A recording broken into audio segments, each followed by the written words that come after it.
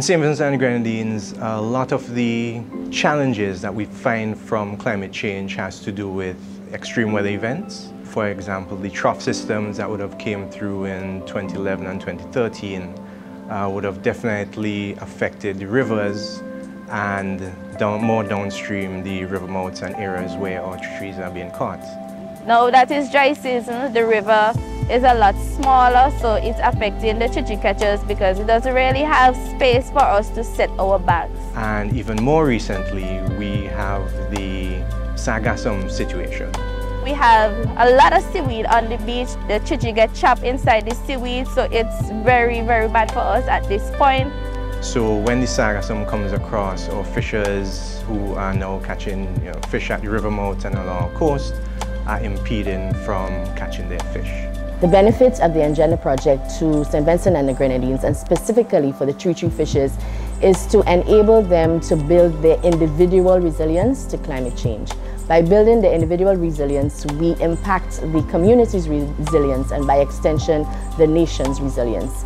And by so doing, we address the inherent vulnerabilities of each individual and ensure that the country builds greater resilience towards the impacts of climate change.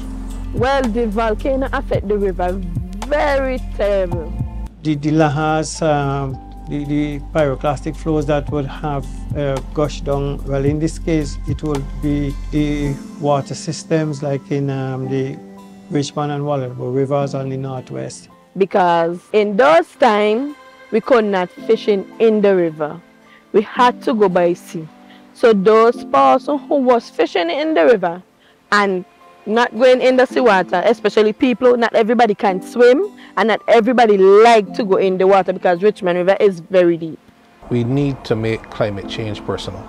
It doesn't mean at the highest level, but it means at the community level, at the household level, we have an understanding of what climate change is, the impacts that we will and are facing, given that we are on the front lines of the climate crisis, and really being able to make small, subtle changes to be able to adapt and become more resilient to the effects that are facing us. And the EnGenDER program has impacted those persons and many persons at the community level, at the household level, so that they can be more resilient in terms of their businesses, resilience in terms of their livelihoods, and resilience in just how they go about doing their day-to-day activities.